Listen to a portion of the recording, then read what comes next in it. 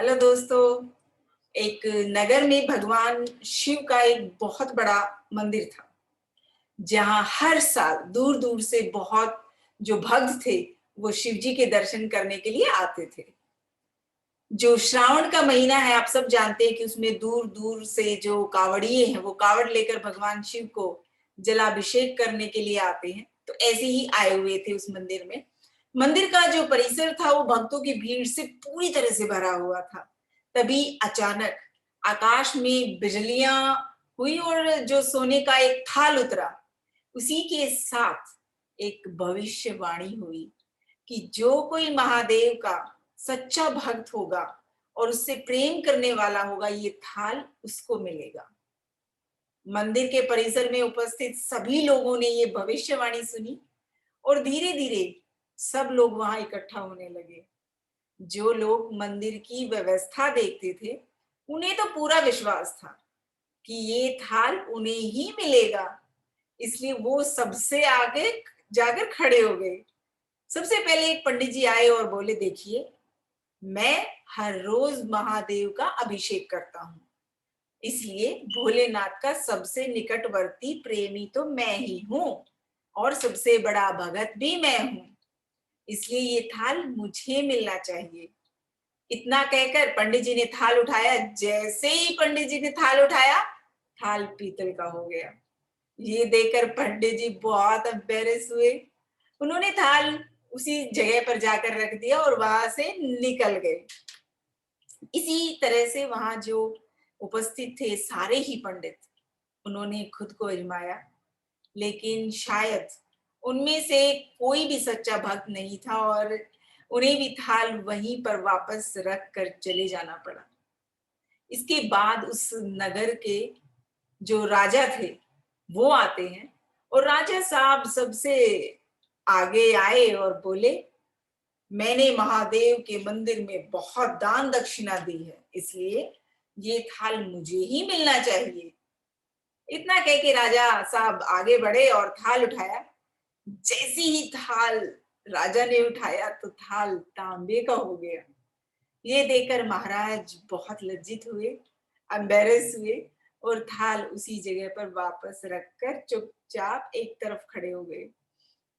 इसके बाद इसी तरह से एक एक करके सभी जो दानी महात्मा थे, भक्त थे, सब लोग पधारे और थाल उठाया। लेकिन किसी के हाथ में कुछ और किसी के हाथ में कुछ और।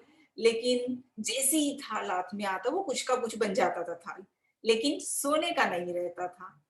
तब लोगों को पता चला कि हम में से कोई भी महादेव का सच्चा भक्त नहीं है। उसी समय एक किसान का आगमन होता है और जो किसान था वो कहते हैं कि जो किसान था वो तो बहुत ही कम था जो मंदिर में आता था और अपना जो महीने थे, महीनों महीनों में कभी कभार मंदिर में आता था।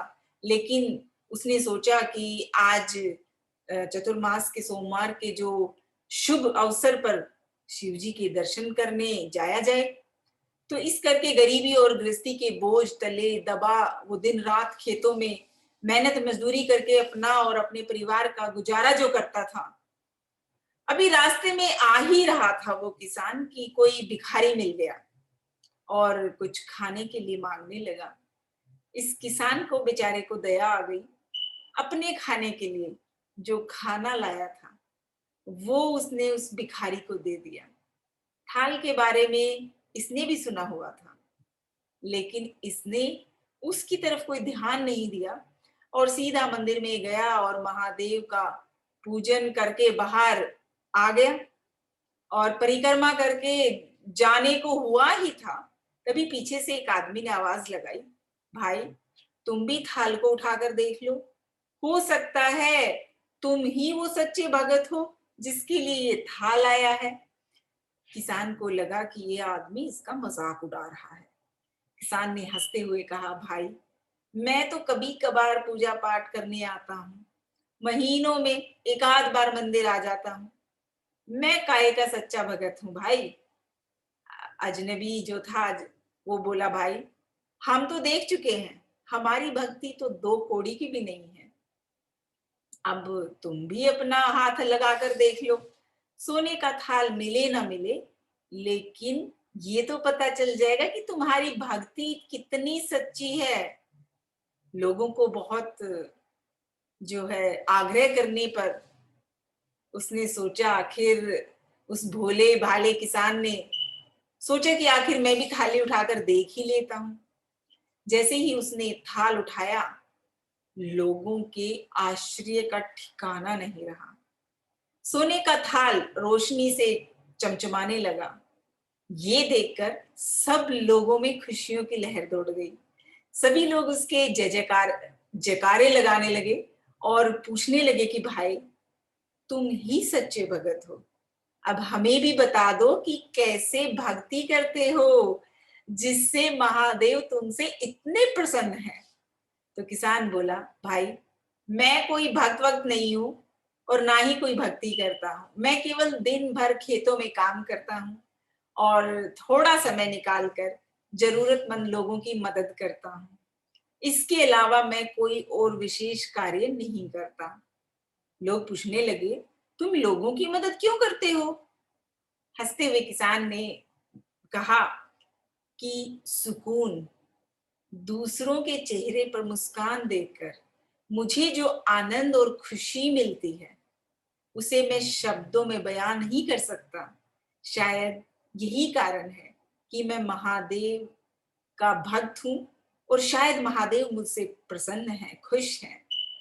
इसलिए हमेशा दोस्तों याद रखो, सत्कर्म का आनंद भी आनंद होता है और अंत भी आनंददायक होता है।